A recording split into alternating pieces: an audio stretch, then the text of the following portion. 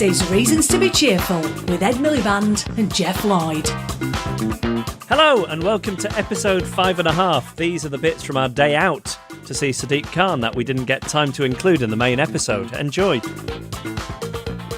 Alright, so we've come on a field trip to see SADIQ KHAN. Hello. Welcome to City Hall. Welcome to my office. This office is amazing. I mean, you've got one of the best views in London over Tower Bridge. Can you tell me about some of the things in the office? Is that Muhammad Ali on the wall over there? Well, so that's what my all-time hero is, Muhammad Ali. Uh-huh. And the mayor of Louisville knew that I was a fan and brought a photograph of Muhammad Ali, autographed by Muhammad Ali.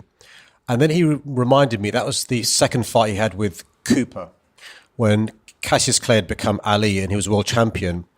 And he said, just in case you ever think you're better than us, there's a Bobby in the background with a helmet on. You see his helmet on? Yeah. That's when we beat you. Right.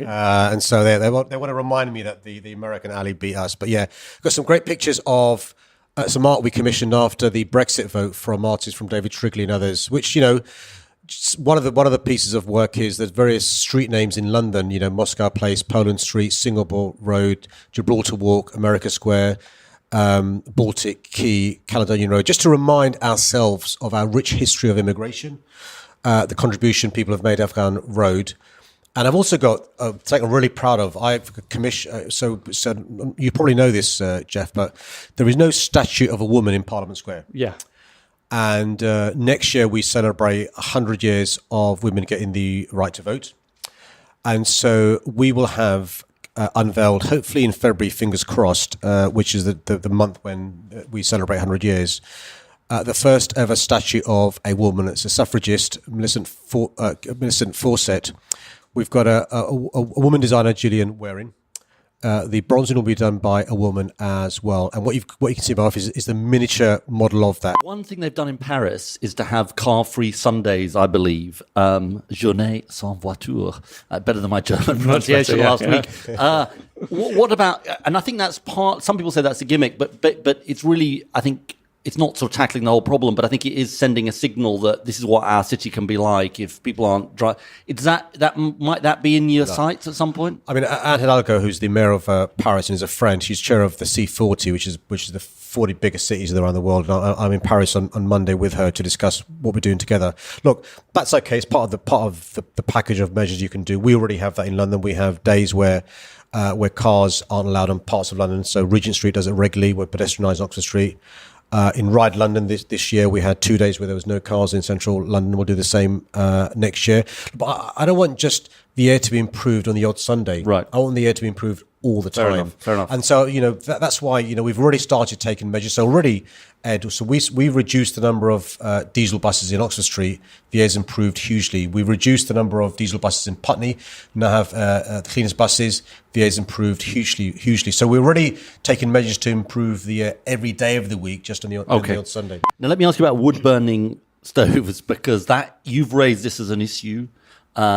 Yeah, I think some of us didn't even know that you could still burn wood in London, but you can.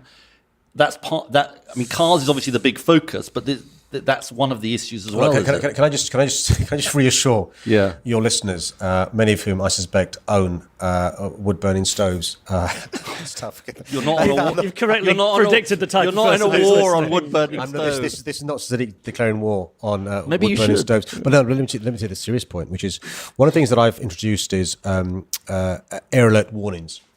Because it's about letting people have the facts. Yeah. And so just like if you've got hay fever, you know, when there's a high pollen count, why aren't we letting people know when there's poor quality air? And so we've started doing that. We're using the resources at my disposal, stations, dot metrics, around bus stops, and I'm saying to the broadcasters, you should do the same.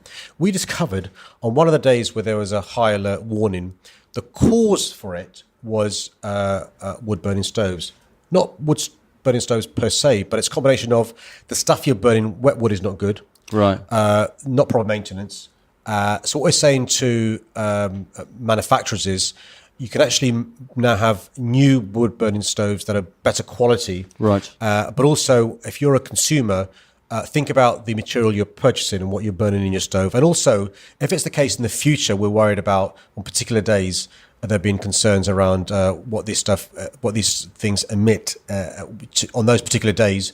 Don't use them. Just like when there's a hosepipe ban, people don't use the hosepipes and stuff. So this is not about SADIQ banning wood burning stoves, but us being aware that actually one of the causes of the bad stuff in the air is, of course, motor vehicles. It's also construction, the River Thames, homes, and that includes wood burning stoves. I think we're going to move on to talk about some of your other priorities and some of the other things on your agenda.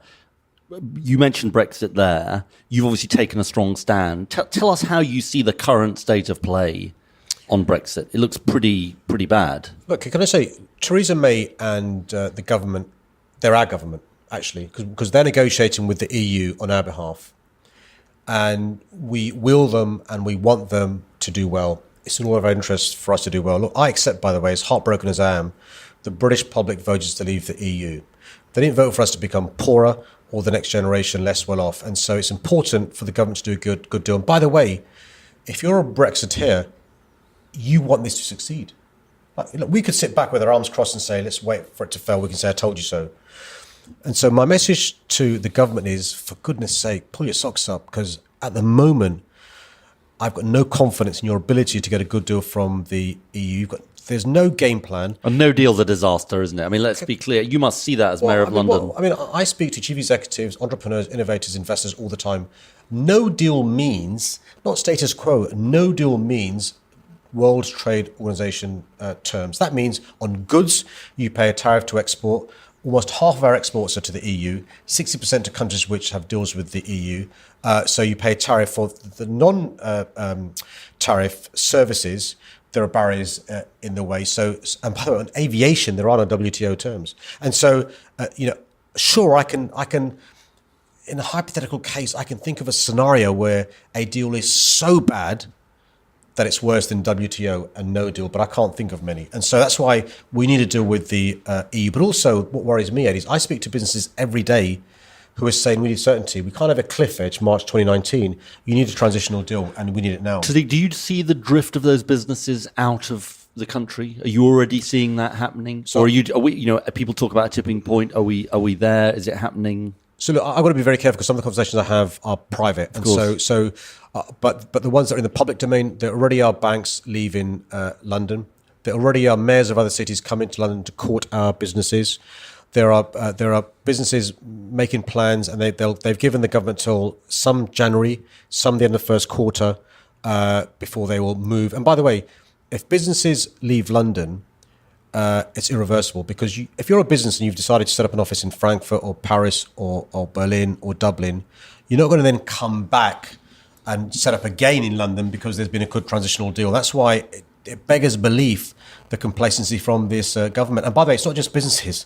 I'm speaking to Londoners, and they're Londoners, by the way, who are EU citizens who are making plans to leave. I'm speaking to site managers on building sites who are saying some of their tradesmen have left. I'm speaking to Londoners who are married to people with British passports who are thinking about going back to country of origin with spouse who has got a British passport or applying for passports for other countries.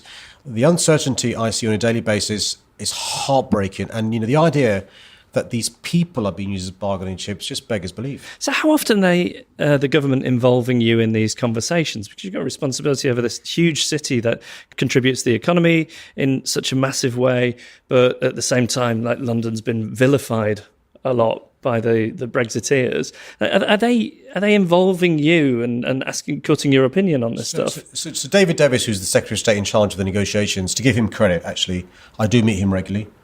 And I sometimes take with me experts in relevant fields, could be in the cultural sector, could be in the higher education sector, to make representations to him about what our needs are. So one of the first things I raise with him is the status of EU citizens, the need for a transitional deal.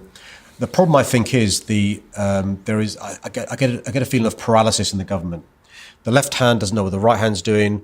The right hand, depending which day you speak to it, says different things. And so, as good as my relations with the Secretary of State, David Davis, may be, I think, the person who's in command of the ship, she's not clear where she wants to go. I think, by the way, the idea the government's doing a deal, our government, I hasten to add, our government's doing a deal in the national interest is nonsense.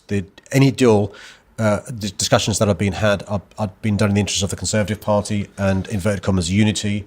And that's bad for London, bad for our country. And by the way, Jeff, you raise a really important point about this anti-London animus, which does exist. Let's not pretend it doesn't exist. It exists actually sometimes for very good reasons. There is an arrogance from my city about how important we are. But the point is, London can only be the great city we are because of the rest of the country, Manchester, Birmingham, Scotland, Wales, Liverpool. Other We're parts in of this the country. together. No, but I spent last Friday with Andy Street, Andy Burnham, the mayor of Cambridgeshire and Peterborough, the mayor of west of England. I speak regularly to Steve Rotherham. I speak to Nicola Sturgeon and to Colin Jones. I mean, it's really important for me as the mayor of London to, with humility, say we can only be a great city because of the rest of the country. But also, I think the country does accept, I think, when we're being honest, that actually the country's success is contingent on London doing well. If London does badly, London suffers, but also the country suffers. Talk to us briefly about your other priorities. Housing. There's obviously a housing crisis right across the country, but London feels this crisis particularly acutely. How's that going? That drive you've got to build affordable housing. How how do you measure progress? What do you want to achieve by the end of your first term? Well, just to remind ourselves of the scale of the challenge, we've got a housing crisis, as you referred to. I mean, in the year before I became mayor, we're the fewest numbers of homes built in peacetime since the 1920s, and the homes that are being built aren't affordable. And many are bought off-site, off-plan from people overseas. Nothing against foreigners. Some of my best friends are foreigners. And so we're starting the marathon to try and turn things around. But just the other just word of warning, from permission being granted, it takes, roughly speaking, 2 years for homes to be built. The year before I became mayor, only 13% of homes given permission to were affordable. So it's a marathon, not a sprint. We're turning things around. So we're able to release the first tranche of homes where people pay a London living rent, a third of average earnings. We're able to publish a draft housing strategy as a consequence of a deal that we've negotiated with the government, where we can build 90,000 homes. We can start 90,000 homes by 2021. We're already trying to fix the rental market. Our campaigning, which you started when you were the leader in relation to trying to ban letting agents' fees, has been successful. Good, yeah. We're improving the rental market. We've got plans that we can make sure the homes that are built in London, the quid pro quo for getting permission is for the first 3 or 6 months you advertise in London. So it's first dibs for. But it's a sort of deep crisis, and it takes time. It will take a long time. If I'm honest, Ed, at the end of term one, I'm not sure how much change you'll see. You'll see, I think you'll see some evidence of things turning around. But the saving grace is, I think everyone recognises what a crisis it is. If we were speaking 5 years ago, we'd be talking about porters, bus drivers, junior journalists not being able to afford to live in London. Now it's CEOs, investors, and everyone not being able to afford to live in London. Uber. You've taken a strong stand on Uber. Where I know you're quite legally constrained about what you can say. Tell us just a bit about it and how you see the vision of the future. Some people have talked about we should have a cooperative Uber. TfL should have its own platform on which everyone, taxi drivers and others, can be. Where's this going to go, do you think? My view on this is very simple. Look, in general terms, I think the rules are the rules.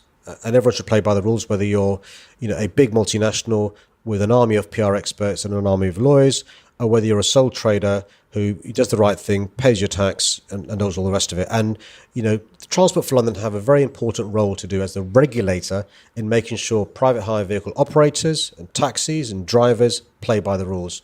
In the mind of TfL, Uber aren't playing by the rules. Big concerns around safety and security. And I support TfL for saying to Uber, you're not playing by the rules, we're not going to renew your license. Now, the good news is the new global CEO of Uber has more humility than the previous guy, and has made them recognise relatively low bar. Well, no, but it's really important because look, the rules apply whether you're a sole trader, small private hire vehicle operator, or anybody else. But and here's the crucial thing as far as London is open is concerned. I want London to be a centre for innovation, for technology, for disruptive technology. But we've got to evolve our rules to make sure they're fit for purpose. And look, I want people to come here to start businesses and stuff. It's an interesting model. Jeremy talked about this a week or so ago about the idea of a cooperative. You enthusiastic about that possibility?